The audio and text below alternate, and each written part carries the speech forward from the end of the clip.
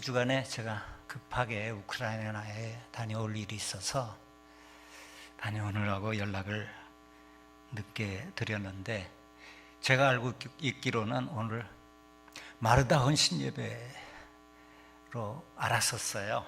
그래서 우리 마르다를 위해서 무슨 말씀을 드릴까 하다가 이 본문을 선택했는데, 아주 너무 뜻밖에도 반갑게도 선교 헌신 예배로 드린다 하는 말씀을 여기 와서야 제가 확인을 했습니다. 그래서 오늘 성령께서 준비하신 말씀을 주실 줄 믿습니다. 선교는 예수 그리스도를 전하는 것입니다. 다른 거 없죠. 다른 일을 주신 적이 없습니다. 오직 예수 그리스도만이 우리를 구원하시는 분입니다. 사실 설교도, 모든 설교가 다 예수 그리스도에 관한 설교입니다. 그리고 그런 설교가 되어야 하리라고 믿습니다. 왜냐하면 설교는 하나님의 말씀이고, 하나님의 말씀은 예수 그리스도를 증거하는 책이기 때문입니다. 그래서 구약은 장차 오실, 앞으로 오실 메시아를 예언하는 말씀, 약속입니다. 그래서 창세기 1장부터 예수 그리스도께서 이 땅에 오실 것을 분명하게 증거하고 있습니다. 그 당시는 예수 그리스도가 없었기 때문에 얼마나 율법에 매여서 인간들이 많은 고생을 했는지 모릅니다. 정말 내일부터 또 성경 통독 또 하고 다음 주일부터 또다시 성경 통독에 들어가는데, 성경 통독을 해보면요, 3박 4일 동안 창세기부터 요한계시록까지 하루에 19시간을 성경만 읽습니다. 그런데 구약을 읽을 때, 창세기, 출애굽기 정도 읽을 때는 재미있어요. 그러다가 레위기, 민수기, 신명기, 여호수아 들어가기 시작하면 그 다음에는 사사기, 룻기부터 사무엘 상하, 열왕기 상하, 왕들의 이야기가 나올 때 얼마나 영적으로 고통을 받는지 모릅니다. 내가 왜 이러고 앉았나 할 정도로 많은 억압감을 느낍니다. 영혼이 자유롭지를 못해요. 얼마나 괴로운지, 답답하고 불편하고 짜증이 나고 그냥 견디기가 힘듭니다. 그것은 메시아가 아직 오시지 않았기 때문에 기다리는 것처럼 힘든 게 없습니다. 제가 옛날 대학교 때 아주 유명한 연극을 봤는데, 고도를 기다리며 하는 이런 작품이 있죠. 참, 이 기다린다는 게 얼마나 힘든 건지. 예수님이 탄생하셨을 때 참으로 시므온이라는 그 나이가 많으신 그분이 주제여 이제는 종을 놓아주시는도다 하면서 그 기뻐하는 모습을 볼 수가 있습니다. 예수 그리스도 없는 인생은 마치 이와 같습니다. 예수 그리스도가 계신 다음부터는 이 세상이 어떻게 변하든지, 어떤 위기가 오든지, 어떤 환난이 오든지 주 앞에 나가기만 하면 해결을 받습니다. 그래서 구약을 읽으면서 막 봉민하는데, 그래도 그 가운데서 빛이 되는 성경이 있는데 이사야서예요. 이사야서는 66장까지 되어 있어요. 66장까지. 성경 전체가 66권인데 이사야서는 66장까지 되어 있는데 놀랍게도 39장까지는 구약시대예요. 참, 이사야 1장부터 39장까지 읽을 때는 통곡이 앞섭니다. 얼마나 고통스럽고 괴로운지 말로 할 수 없어요.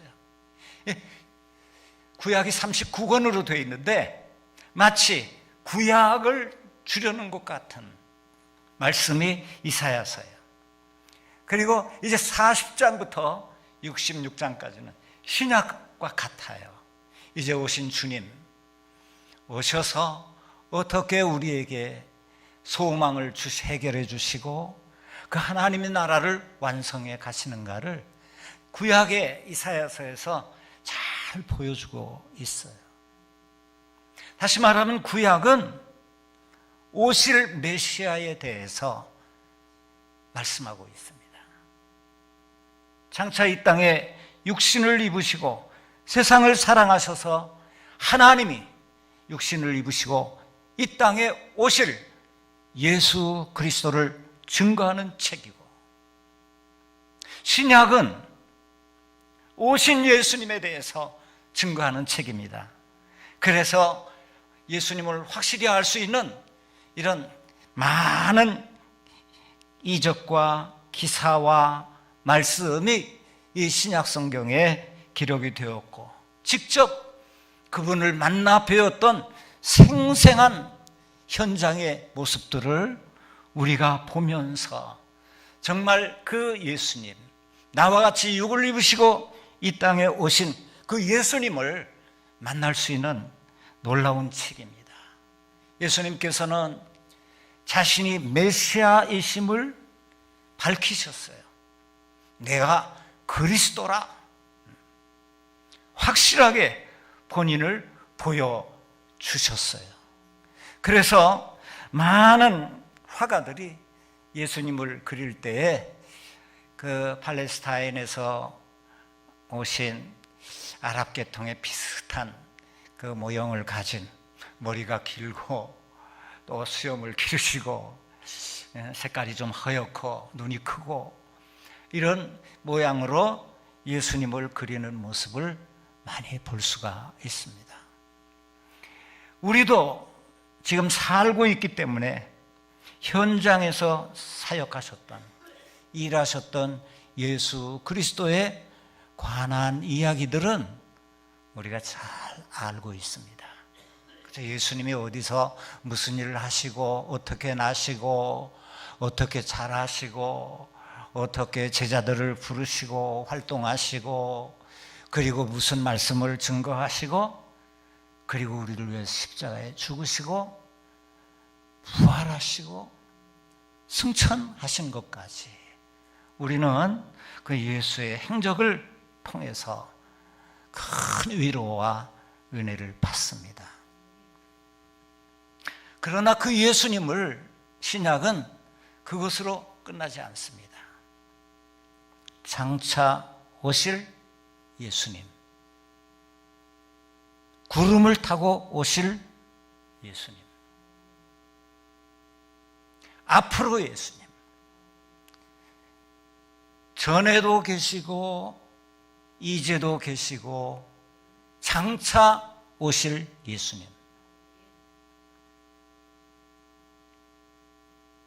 우리가 예수님의 모습을 어떻게 배우고 어떻게 알아야 되느냐 하면은 이 땅에 오시기로 약속한 그 약속에 오실 예수님에 대해서 어떻게 기록하고 있느냐, 이걸 알아야 돼요.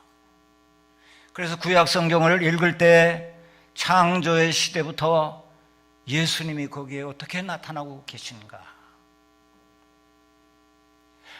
아담과 하와를 통한 그 예수님의 모습은 어떤 분이신가,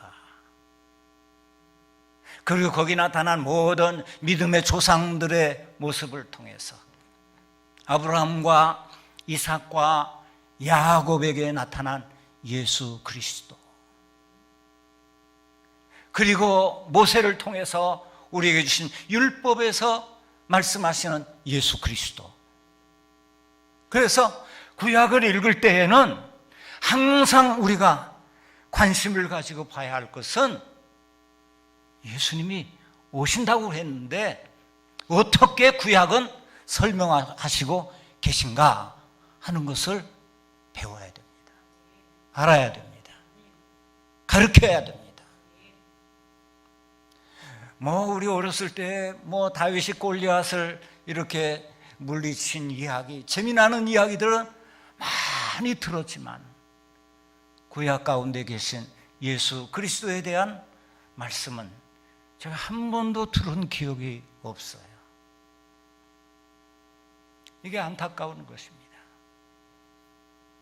그저 현실만, 오늘 내가 살아있는 것처럼 예수님이 살아계실 때의 그 모습만을 우리가 보고 배우려고 합니다. 그러나 잊지 마십시오. 주님은 전에도 계셨고 이제도 계시고 장차 오실 자라고 말씀하고 있어요.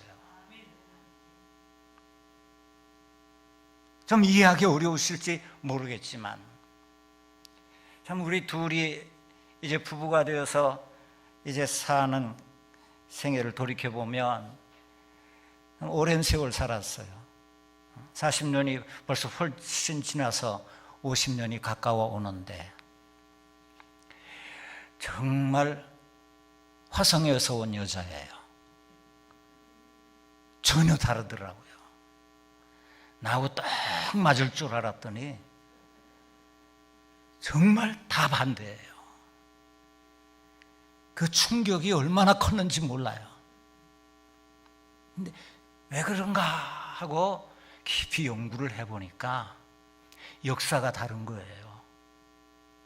우리 집사람의 지금까지 거쳐온 그분의 생애와 내 생애는 전혀 다른 거예요. 이 역사라는 것이 얼마나 중요한 것인지 모릅니다. 그래서 이 역사를 알아야만 지금 이 시대를 알 수 있고 그리고 앞으로 미래가 어떻게 될 것인가를 우리가 알 수가 있어요. 그래서 제가 가장 꾸준히 생각한 것은 우리 집사람의 과거의 삶이 어땠는가, 그것에 대해서 많이 생각하게 되면서 그를 이해하게 되기 시작했어요. 그래, 그럴 수 있겠다. 저렇게 살아왔으니까 그럴 수 있겠다. 예수 그리스도의 역사에 대해서 모르면 그분을 깊이 이해할 수가 없어요. 그래서 우리에게 구약이 필요한 거예요. 장차 오실 예수님에 대해서 어떻게 증거하고 있는가. 오늘 셋째 강림주일을 맞이하잖아요. 이제 얼마 있으면 오신 예수님을 축하하는 탄생일인데 우리가 예수님 이전에 그분에 대해서 어떻게 말씀하고 있는가를 알고 깨닫지 못하면 진정 그분을 나의 구주로 영접하기가 쉽지 않고 그분과 코드를 맞추기가 쉽지 않다는 말씀이에요. 그래서 우리가 구약에 대해서 소홀히 해서는 안 됩니다. 그 다음에 이 신약의 말씀을 우리가 받을 때에 그분의 이야기 가운데, 기적 가운데, 하신 말씀 가운데 그 뜻을 찾아서 이해하는 것도 중요하지만 그분을 알고 그분과 하나 되는, 그분이 내 안에, 내가 그분과 하나 되어서 정말 행복한 가정 삶을 살 수 있는 것처럼 그분과 아주 사랑하는 관계가 되어서 그분을 닮아가는 삶, 그분을 배워가는 삶, 그분을 이해하는 삶, 그분이 어떤 분이냐 하는 것을 신약을 통해서 우리가 깊이 있게 배우고 연구하고 더 깊이 주님을 영접하고 주님 깊숙이 들어갈 수 있는 우리 성도들이 되는 것이 아주 중요하다는 사실을 깨달았어요. 저는 무슨 일인지 모르겠어요. 어젯밤 한잠도 주무시질, 잠을 못 자게 하시더라고요. 그래서 어젯밤에 계속 계시록 1장부터 22장까지 계속 암송하면서 왜 잠을 안 재우시고 이 말씀을 암송하게 하시나 했는데 오늘 그래서 간증을 하는 거예요. 장차 오실 예수, 이분이 어떤 분인가? 만약에 호수중앙교회에 예수님이 오신다면 여러분들이 반갑게 예수님이 오셨습니다, 환영합니다 하고 모실 수 있겠습니까? 알아보실 수 있겠어요? 쉽지 않은 겁니다. 예수님이 부활하셨죠? 그분을 사랑하는 여자들이 만났어요. 그분을 알아보지를 못했습니다. 막달라 마리아가 부활하신 예수님을 만날 때 뉘시 오니까 동산직이면 나의 주 예수의 시체를 주세요. 그때 예수님께서 마리아야 부르시니까 그때야 라보니요. 그렇게 존경하고 사랑하던 예수님을 만났는데 막달라 마리아가 몰라봤어요. 엠마오로 가는 두 제자가 같이 길을 가는데도 못 알아봤어요. 제자들이 고기를 잡다가 예수님 배 오른편에 그물을 던져라 던졌더니 백신 3마리를 잡았는데 아무도 그를 알아보지 못하다가 나중에 그의 사랑하는 제자가 주시라, 그때야 나중에 알아봤어요. 그 나중에 알아보니까 바로 요한이에요. 이 요한이 쓴 책이 바로 요한계시록인데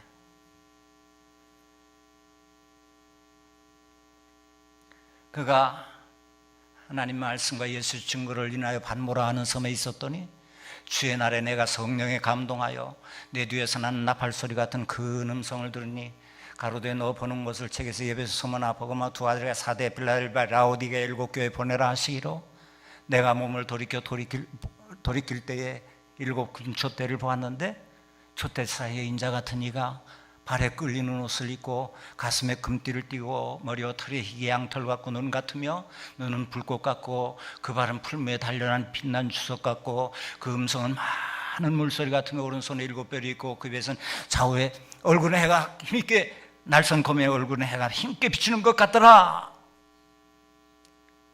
그 예수님을 만날 때 그가 볼 때 엎드려져 죽은 자같이 되었다. 가장 사랑하시는 제자요, 가장 가까이에서 모셨던 제자요, 특별히 이종 사촌간이에요. 어머니와 어머니가 자매간이에요. 유대인들은 그 모계 사회이기 때문에 어머니끼리 친해요. 뭐 어렸을 때부터 같이 살았을 거예요. 제일 처음 제자가 됐어요. 항상 요한은 따라다녔어요. 요한처럼 예수님을 잘 아는 사람이 없었는데 그가 예수님을 만날 때 얼마나 놀랐는지 죽은 자같이 되었다.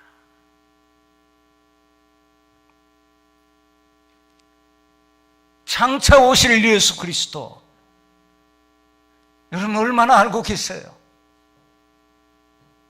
요한계시록은 아주 자세하게 장차 오실 예수 그리스도에 대해서 증거하는 책입니다. 여러분 계시록을 나중에 세상 끝에 어떻게 될 것인가, 심판이 어떻게 되고 천국이 어떤 것인가, 이것만 보기 위해서 봐서는 안 돼요. 앞으로 오실 예수 그리스도에 대해서 정확하게 기록한 책이 바로 요한계시록이에요. 그분을 만나고 그분을 알고 그분과 영원히 함께 살 사람이라면 그분에 대해서 흠모하고 사모해서 나의 사랑하는 신랑은 어떤 분이실까 그려보고 그분에 대해서 연구하고 알고 탐구하는 성도들이 되어야 할 것이에요. 예수를 증거할 때 꼭 역사성을 잊어서는 안 됩니다. 그분의 과거와 그분의 현재와 그분의 미래를. 그래서 우리 인생도 마찬가지예요. 나의 과거는 어떠했는가? 현재 그리스도와 함께 나는 어떠한 삶을 살고 있는가? 그리고 앞으로 우리는 그리스도와 함께 어떻게 살 것인가? 어떻게 죽고 어떻게 다시 부활할 것인가? 많은 성도들이 예수 믿으면 구원받아서 천국 간다. 맞는 말씀이에요. 그러나 자세하게 알지를 못합니다. 그렇기 때문에 생활이 불안한 거예요. 두려움이 있는 거예요. 걱정이 있는 거예요. 무엇이 중요한가를 알지 못하고 사소한 것에 나를 묶어두고 거기에서 종노릇하고 쇠사슬에 매여서 고통을 받고 있는 거예요. 장차 될 일에 대해서 바로 계시록은 우리에게 정확하고 분명하게 가르쳐주고 있습니다.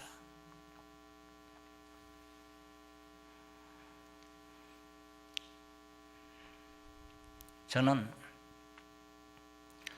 우리 황 목사님과 같이 신성교회에서 목회를 했어요. 그 이전에는 장로님이, 시무장로님이 40분, 은퇴장로님이 16분, 56분 장로님, 당회하면 아주 큰 방에서 전부 알라그자를 하면 아주 커다란 방에 마이크를 놓고 당회를 했어요.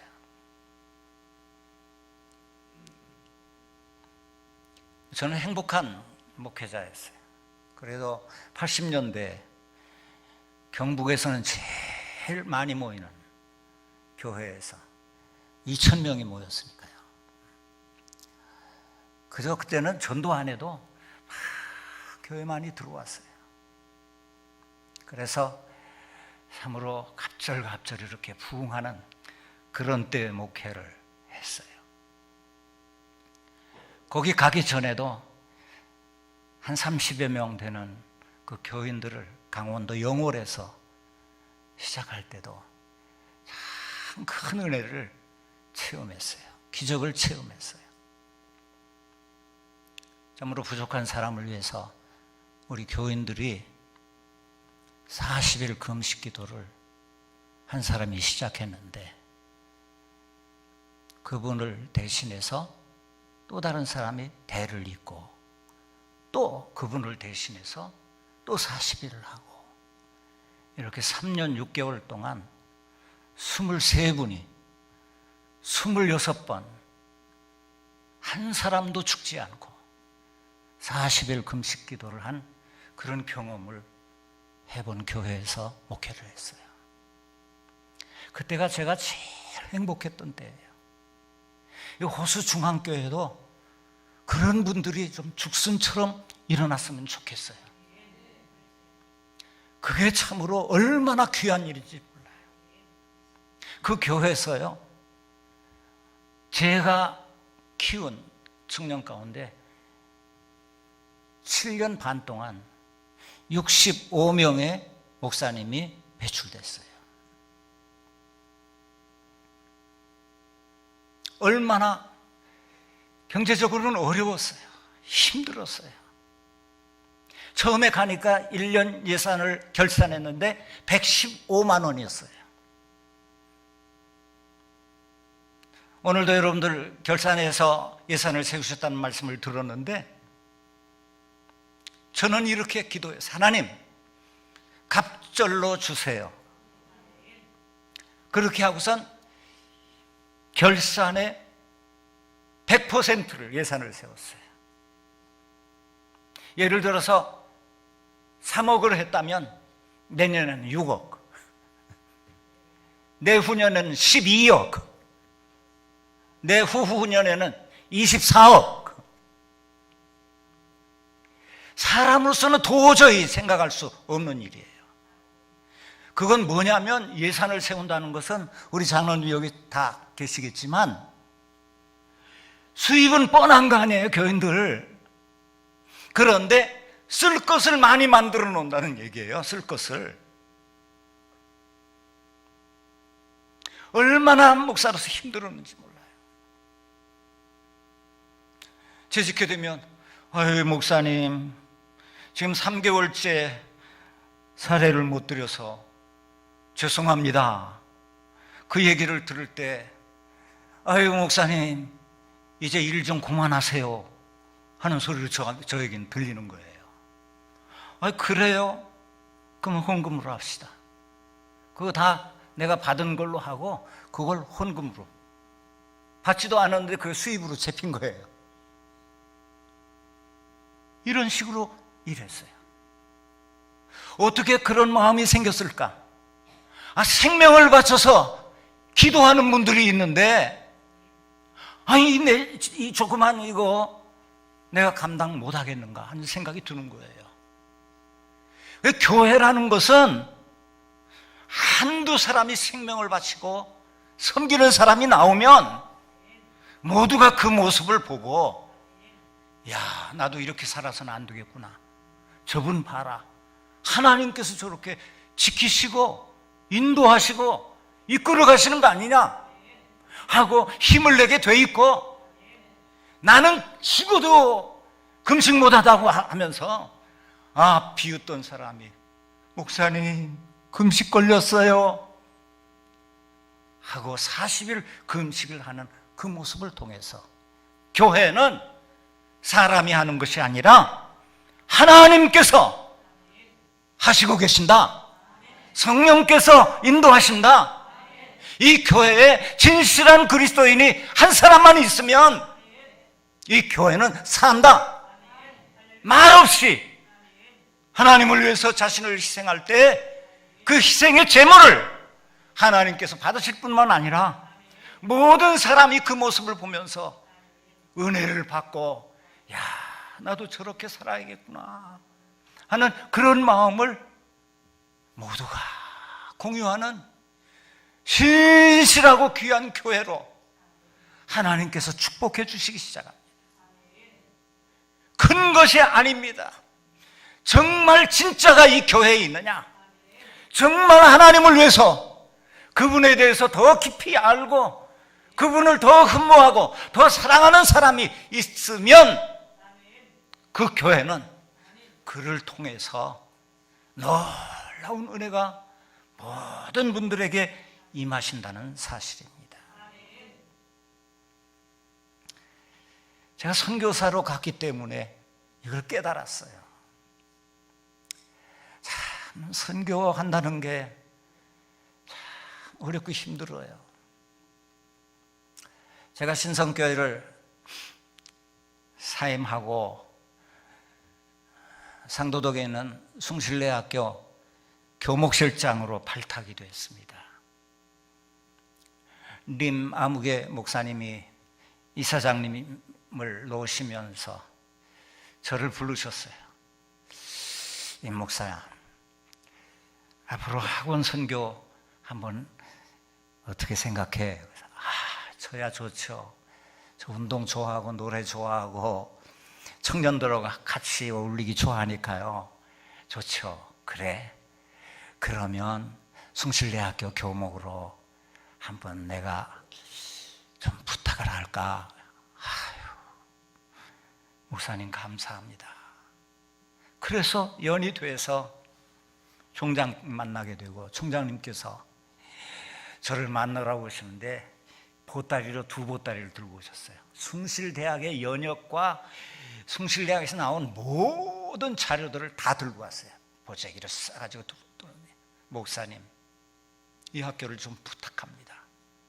오셔서 가르치는 교수가 아니라 목회를 좀 해주세요 하면서 저에게 부탁하는 거예요. 예, 알겠습니다. 제 모교니까 거기서 한 10년 제가 가르쳤거든요.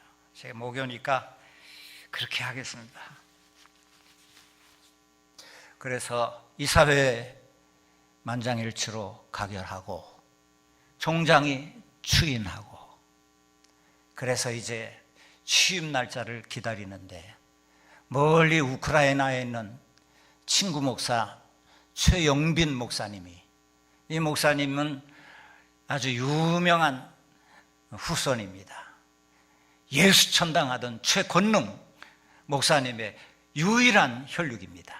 혼자 남은 혈육인데 이 친구가 나하고 신학교를 같이 했어요. 그래서 10년 동안 우리 아이들 이름으로 교회에서 임모세, 임사무엘, 임소라 이름으로 한 주에 10,000원씩 30,000원을 선교 헌금을 드렸어요. 여러분도 선교 헌금 하세요. 가장 열매 맺는 헌금이 선교예요. 헌금을 10년 동안 해왔는데, 아이 친구가 목회 그만뒀다며? 우크라이나로 와? 이러고선 전화를 한 거예요. 그 전화 받은 게 내게는 얼마나 안타까운 일인지. 나 좋은데 지금 다 준비가 되어 있는데 1999년이니까요 그때 한 달 월급을 500만 원, 그것도 800% 보너스, 그리고 집은 학교 안에 돌로 지은 총장 사택을 짓고 있는데 거기서 사시고, 그리고 차는 우리 한국 차로는 제일 좋은 차, 또 부총장급. 내가 다른 사람 말은 안 듣지만 목사님 말씀만은 제가 순종하겠습니다. 총장께서 제 앞에서 무릎 딱 꿇고, 이런 총장님이 어디 계십니까? 거기다가 2,500명 들어가는 돌로 지은 한경직 기념관, 거기서 새벽 기도부터 주일 예배를 다 드리고, 목사님도 그 당시 그 장로님께서도, 그 총장님께서도 세문안교회 선임 장로님이셨어요. 그 교회 안 나가고 이 교회에 오시겠다는 거예요. 우리 직원들 다 함께 예배 드리고, 가능하면 우리 숭실대학 학생들이 다 여기 와서 예배 드렸으면 좋겠다. 이러면서 제게 자리를 펴주셨는데, 이 친구가 갑자기 우크라이나로 선교사로 오래. 그때부터 고민이 생겼어요.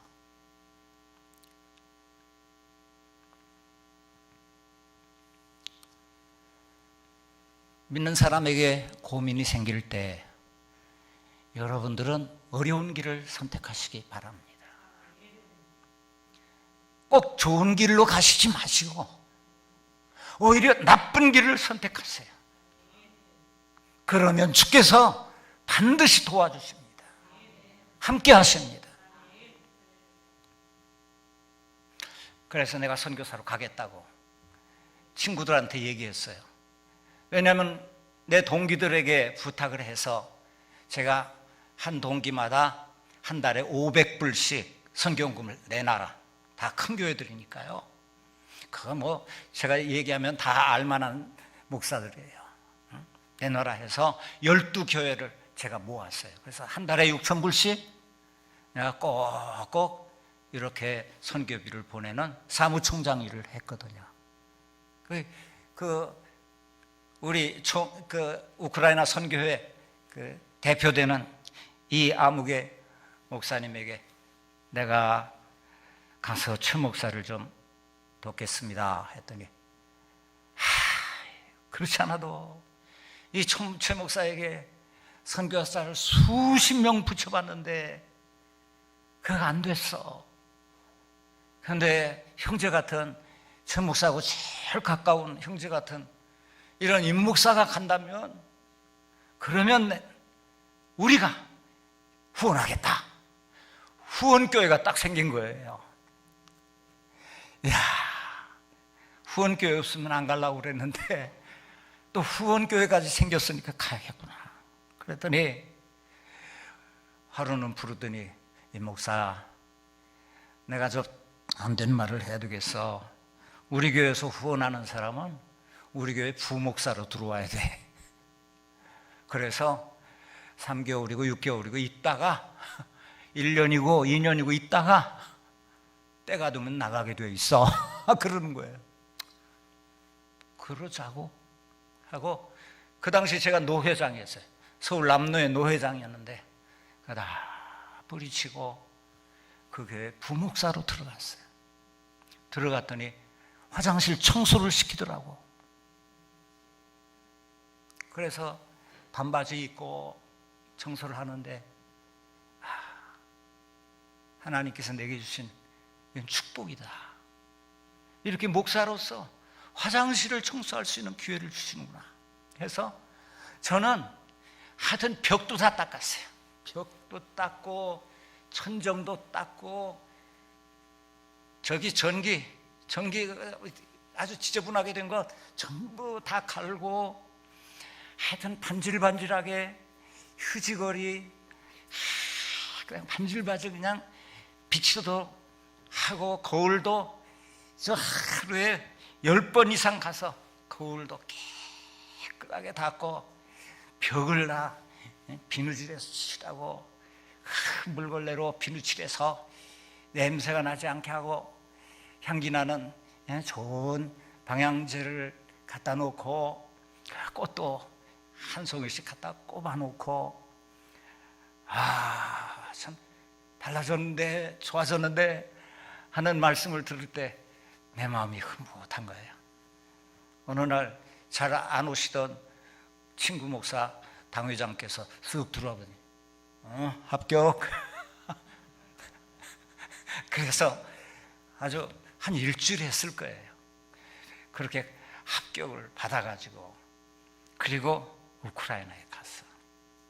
죽으라고 예언했습니다. 말 배우는 것도, 사실 그때 처음에 가서 말을 배웠으면 웬만큼 잘했을 텐데, 말 배우는 것도 지켜놓고 통역과 함께 도저히 건축 허가를 받을 수 없는 그 건물을 10개월 동안, 설계도가 다 없어진 건물이에요. 그걸 10개월 동안 설계도를 수백 장을 만들어서 그것을 다 해서 내부 관리, 내부까지 다 하고, 거기서 오케스트라를 초청해서 졸업식을 하는데 할렐루야를 150명이 할렐루야를 이렇게 찬송하게 하고, 교인들이 불어나기 시작하는데 점점 차기 시작하는 거예요. 그런데 친구의 얼굴이 좋지를 않아요. 하루는 부르더니, 임 목사, 저 아너트리 전도사하고 저 시골에 가서 개척해 나가래요.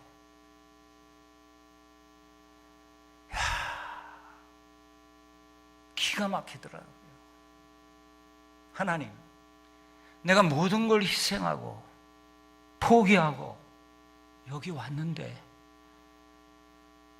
이럴 수가 있습니까? 밤에 잠이 오질 않아요. 그런데다가 어떻게 가서 한국에 와서 얘기했는지, 날도 오르고 왔다는 이 친구가 놀고 있다고 그렇게 소문이 들어가지고 저한테 연락이 왔어요. 친구들이, 너 후원비 못 보내겠다. 최 목사 도우라고 보냈는데 너 최 목사 돕지도 않는다면서? 그러니까 후원비를 못 보내겠다는 거예요. 이 5 가족을 다 데리고 갔지 않습니까? 가기 전에 무릎을 꿇고, 얘들아, 아빠 엄마는 우크라이나로 선교사 간다. 그랬더니 초짜가 무릎을 딱 꿇더니 아버지, 부모님들이 저 때문에 고생하시는 거예요. 제가 선교사로 부름을 받았거든요.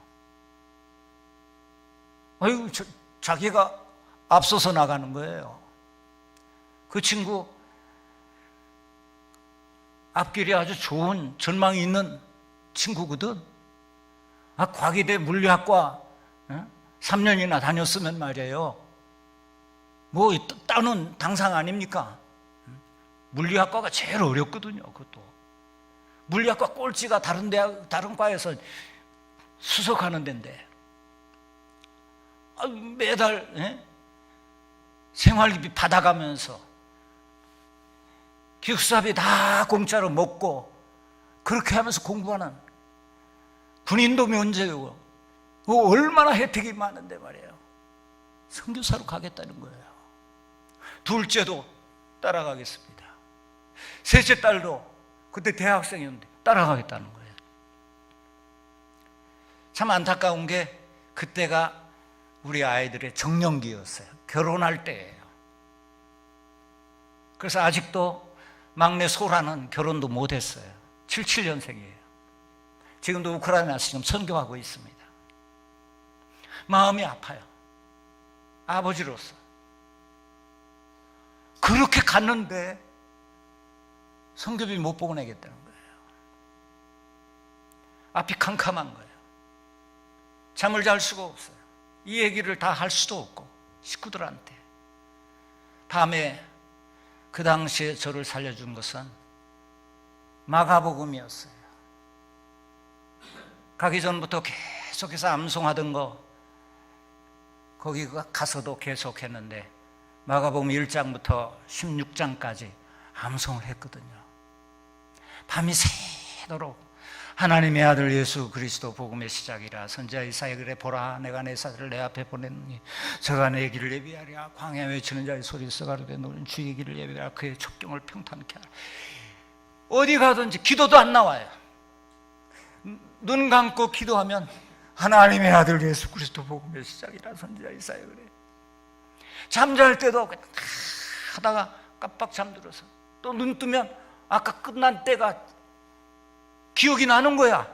그것도 반복해서 그냥 계속해서 하고 그러면서 6개월을 지났어요. 하나님께서 하시는 것을 저는 깨달았어요. 그래서 우리 집사람은 여기 대림동에 있던 아파트 뭐 큰 건 아니지만 25평짜리 그거 팔아가지고 거기 가서 사택을 하나 지어놓으면 사놓으면 그 드는 그 월세가 세이브가 되겠다 생각해서 그걸 가져가서 집 사기로 하고 가져가는데 집사람을 불러서 이렇게 말했어요. 여보, 내 나이 지금 57세인데 내가 하면 몇 년이나 더 하겠어. 사실 건물을 사는 것보다 사람을 삽시다. 어떻게든 사람 만드는 것에 우리 씁시다. 그 말이 제 선교에 아주 축복된 말씀이었어요.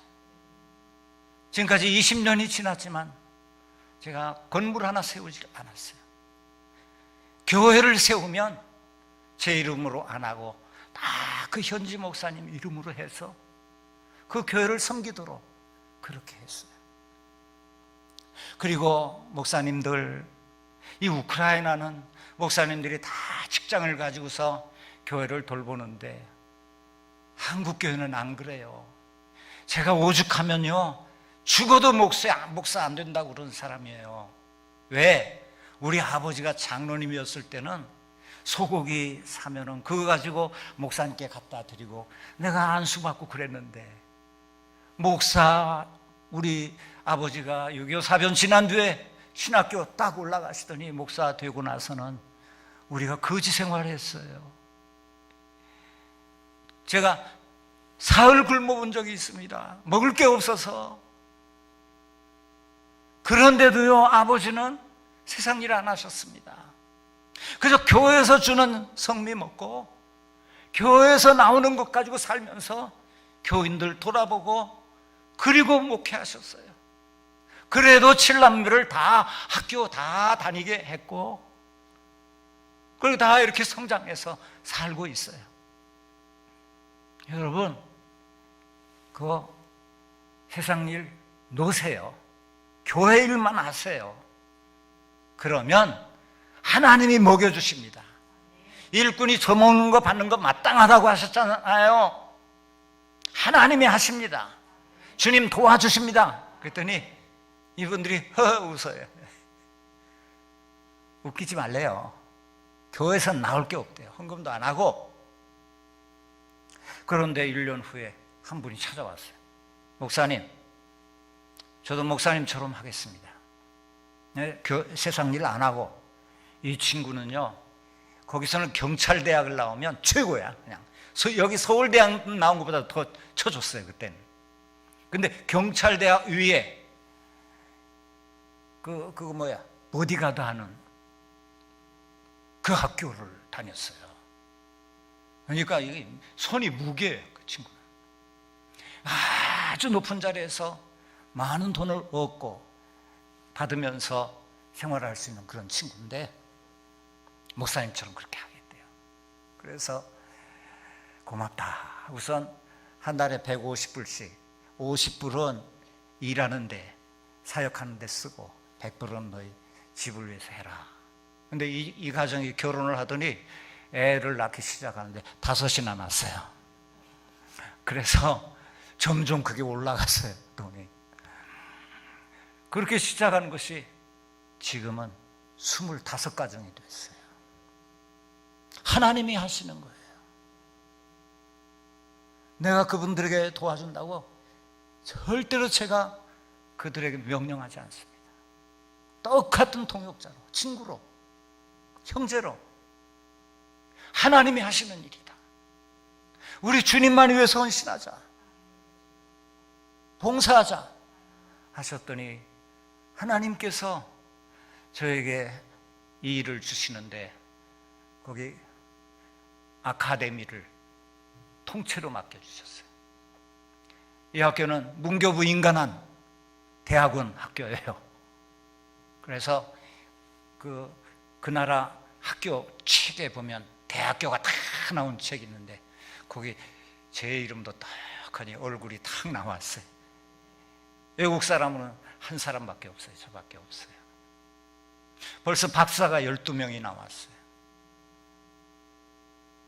학생이 전부 목사님들이신데 학생이 300명 목사님들. 이분들을 책임지고 있어요.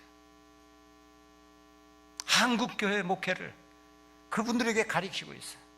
이제 앞으로 황 목사님 초청했어요. 금년에 못 오셨기 때문에 내년에 꼭 오시라고 봐요. 제가 부탁했어요.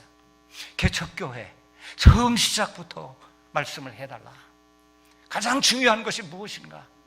노하우를 가지고 계신 목사님이신데 이 호수중앙교회를 얘기해달라. 그래서 부탁을 했어요. 그런데 이상하게도 카톡이요, 이상하게 보내긴 했는데 안 받으시는 것 같아요. 안 보신 것 같아요. 그래서 어떻게 이게 안 됐어요. 그래서 금년에는 제가 확답을 받고 가려고 그래요. 장로님들 좀 잘 부탁합니다. 꼭 보내주세요. 이게 필요합니다. 우크라이나 교회에 꼭 필요해요. 이제 교단이 만들어졌어요. 동로회를 만들었어요. 거기서 우리가 목사들 안수 주고 그리고 그들이 1년에 2번, 3번 모여서 성경 통독 같이 하고요. 그 나라 말로 성경 통독을 합니다. 그리고 1년에 한 번은 다 교인들이 모여서 공원에서 같이 식사 나누면서 예배드리고, 그 25명 목사님들은 매주에 한 번씩 모여요. 기도해 갖고 하나님 말씀 연구하고 계속해서 교제를 하고 뭐 형제같이 지내게. 그러더니 또 신학교 동기 동창인데 하루는 만났어요. 한국에서. 야, 너 어디 있냐? 나 우크라이나에 있다. 그래?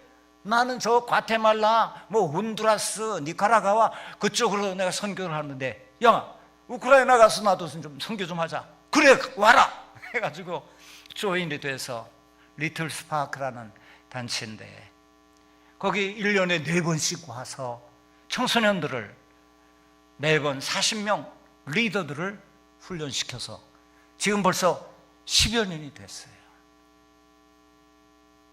거기서 목사들 많이 나오고 있고요. 얼마나 교회에서 열심히 봉사하고 섬기는 교회 리더들이 되는지 몰라요. 또 아이들 1년에 한 3번 내지 4번을 열흘씩 이렇게 캠프를 초청해서 먹여주면서 하나님의 말씀을 가르치는 이 일을 하고 있어요.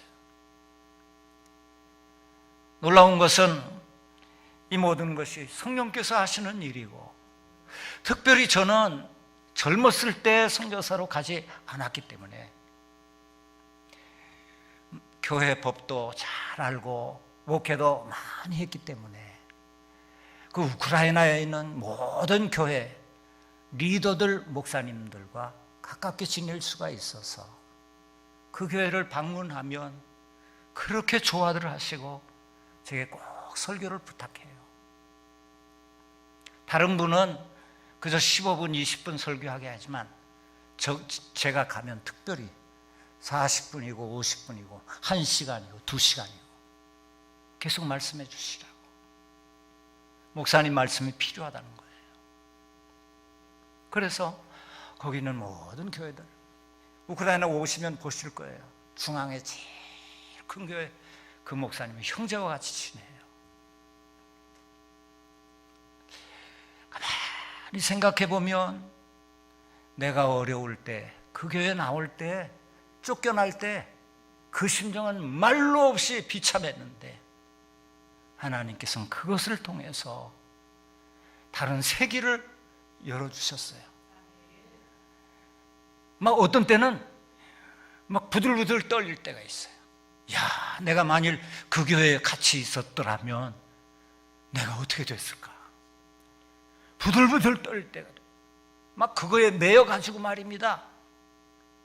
항상 그냥 쩔쩔쩔쩔 매면서 그렇게 했을 텐데 하나님께서 저를 독립시켜 주시고 하나님께서 넓은 땅을, 그 광활한 대지를 다 맡겨주신 김 장로님, 거기 지도자가요 저보고 5,000헥타를 주겠대. 운영해보래. 5,000헥타면 얼마예요? 1헥타에 3,000평. 그렇죠? 150만 평이에요. 그게 이런 산이 아니고 완전히 옥토인데 새까만 흙이에요. 심으면 나는 땅입니다. 그냥 김맬 필요도 없어. 그냥 뿌려놓으면 되는 거야. 그게 한번 오시라니까요. 거기다가 저 피난처 하나 준비해 놨어요. 우리 여기 저 신권사님이 헌금해 주셔서 거기다가 9헥타짜리 아름드리 소나무가 40m 쫙쫙 뻗어 있는데 앞이 안 보일 정도로 그 속에 600명을 수용할 수 있는 청소년 수련원을 하나님께서 주셨어요. 할렐루야. 가을 늦게 가면요 막 송이버섯이 거기에 그냥 수두룩해. 물 있지, 전기 있지, 다 있어요. 할 일은 많은데 내 나이가 들어서 지금 안식년에 있는 아들 들어오기를 고대하고 있습니다. 젊은 사람들이 와서 참 이 버려진 이곳을 만들어 놓으면 얼마나 좋은 안식처가 될까, 기도처가 될까, 훈련원이 될까, 이런 생각을 합니다. 지금도 유럽의 성경 통독을 책임지고 금년 4월엔 베를린에서 유럽 선교사님들 초청하고 그 교회 교인들과 함께 3박 4일 매년 합니다. 성경 통독을 유럽에서 돌아가면서 하고, 우크라이나에서도 성경 통독을 1년에 서너 번씩 합니다. 한국어로도 하고 그 나라 말로 그들이 읽을 수 있도록 성경 통독하고 암송하고, 그저 열심히 하나님의 말씀에 붙들려서, 지난번에도 가서 제가 증거합니다. 예수님만 증거하자. 그 성경에 나온 이야기 가지고 네 말 하지 말고 그 이야기 속에 있는 예수님을 증거하자. 장차 오실 예수님, 지상에 오신 예수님, 앞으로 재림하실 예수님, 이 예수님만 증거하자. 정말 예수님의 신부로서 갖춘 사람, 알곡들을 위해서 우리가 일해야 되지 않겠느냐. 교회가 많이 모이는 것도 중요하지만 정말 진실한 그리스도인, 그리스도가 함께하는 두세 사람만 있으면 내가 너희와 함께하겠다고 그랬는데, 이런 사람들이 중요하지 않느냐. 우리 숫자에 연연하지 말고 나 자신이 그리스도의 모습을 보이도록 하자. 우리 목사님들 친구 같으니까 다 그렇게 지내고 있어요. 형제와 같이 지내고 있어요. 한번 현장에 우리 호수중앙교회 장로님들 또 오실 때 목사님 또 네 분 꼭 오셔서 그분들에게 격려를 주시고, 참으로 한국교회 성령의 역사하심을 좀 그들에게 보여주셨으면 좋겠어요. 이거 부탁드리러 왔어요. 우크라이나는 땅이 한국보다 6배나 넓습니다. 근데 산은 없고요, 전부 평지입니다. 그 왜 톨스토이의 인생이란 무엇인가에 어떤 부자가 농부에게, 어떤 사람에게, 야, 해 뜰 때부터 저녁까지 돌아와라, 그러면 그 땅을 네게 주겠다 했죠. 그러니까 걷다가 이제는 뛰고 막 뛰어가지고 돌아와서 거기 와서 죽어. 야, 너는 이 땅에 필요 없구나, 한 평밖에는 필요 없구나 하고 묻어졌다는 그 얘기에 바로 현장이에요. 땅이 그렇게 좋고 넓고 아름답고 옥토고, 오죽하면 1941년부터 44년까지 독일이 3년 동안 거기 와서 다스렸는데, 점령했었는데 3년 동안 하루도 빼지 않고 기차로 그 흙을 독일로 실어 날랐어요. 그럴 정도로 흙이 좋습니다. 지하작은 많죠. 우리는 이미 젊었을 때, 어렸을 때 우리 논에 있던 토탄 다 없어졌는데 다 파먹어서, 거기는 토탄은 거들도 보지도 않아. 뭐 석탄이 무궁무진, 강철이 무궁무진하고 땅속에 뭐가 들었는지도 모를 정도로, 이런 땅을 영적으로 우리가 점령해 나가는 것이 얼마나 귀한 것인지. 우크라이나라는 뜻은 땅끝이라는 뜻입니다. 땅끝까지 이르러 내 증인이 되리라 하셨는데, 땅끝이라는 그런 뜻을 가지고 있어요. 사람들이 얼마나 예쁜지. 아이들은 다 바비 인형이에요. 아이들은 너무너무 예뻐요. 그 사람들은 또 우리 한국 아이들을 이뻐하더라고요. 내 손녀딸 거기서 낳았는데 이렇거든. 근데 막 깨물으려고 그래, 이 사람들이. 너무 이쁘다고. 그래서 그런지 어쨌든 우리 눈으로는 세계에서 제일 이쁜 사람들이 우크라이나 사람들 같아요. 그런데 공산치하, 또 경제난, 여러 가지 불평등한 사회, 동과 서가 갈라져서 싸우는 문제 때문에 얼굴이 쭈그렁막퉁이 됐어요. 예수 그리스도로 말미암아 그들의 얼굴의 모습에 평화와 온화함이 깃들고 참 사랑이 넘치는 이런 나라가 되기 위해서는 나 같은 것도 필요해서 지금 내 친구들은 벌써 다 은퇴하고서 쉬고 있지만 나는 죽을 때까지 내 사명 감당하다가 주 앞에 서겠습니다 하고 지금 일하고 있습니다. 존경하고 사랑하는 우리 황 목사님과 또 김 장로님이와 모든 장로님들, 제가 너무 감사합니다.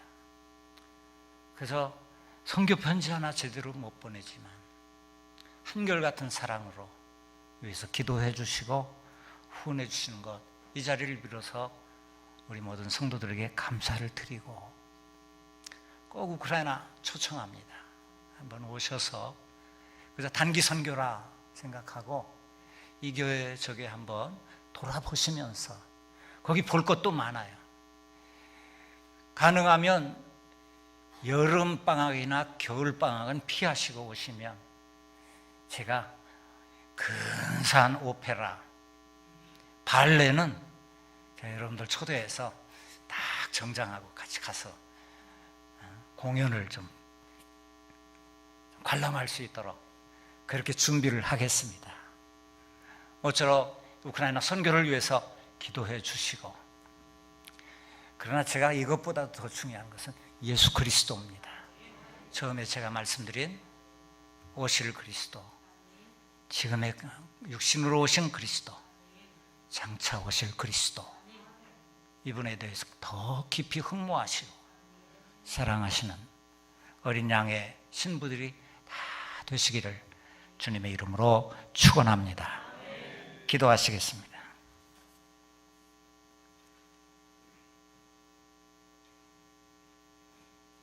이제도 계시고 전에도 계시고 장차 오실 이와 그 보좌 앞에 7영과 또 충성된 증인으로 죽은 자 가운데서 먼저 나시고 땅의 임금의 머리가 되시는 예수 그리스도로 말미암아 은혜와 평강이 호수 중앙교회에 넘치게 하여 주실 줄을 믿습니다.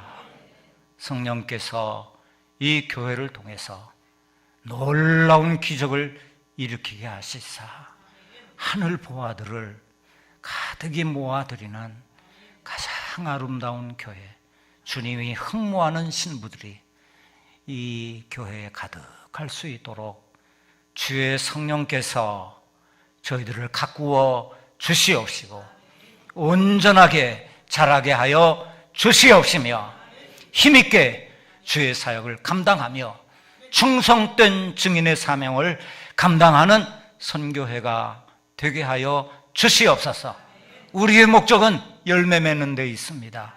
열매를 맺지 않는 나무나 찍어 불에 태우시라고 했는데, 열매를 위해서 우리가 우리의 물질과 마음과 뜻과 나의 목표를 거기에 걸게 하여 주시옵시고, 이를 위해서 자녀를 키우며 참으로 천국에 알곡되도록 자녀를 위해 기도하게 하시고, 이 자녀들로 하여금 주님을 더 깊이 사귈 수 있도록 양육하게 주시어서 지혜로운 부모님들이 되게 하여 주시옵시고, 큰 자랑과 기쁨이 되는 어버이가 될 수 있도록 은혜 베풀어 주시옵소서. 이 교회에 기도하는 주의 종들을 숨겨주신 줄 믿습니다. 주님이 교회가 기도로 부응하는 아름다운 교회가 되게 하여 주시옵시고, 선교의 최상의 목표를 두고 전진하는 교회가 되게 하여 주시옵소서. 세우신 주의 사자 위에 성령께서 강하게 역사하여 주시고, 살아계신 주님을 뵙는 것처럼 모든 분들이 흠모하는 목사님으로 축복해 주시옵시고, 함께 협력하시는 주의 종들을 주님 오른손 장중에 붙잡으시사 귀하게 사용하여 주시옵소서.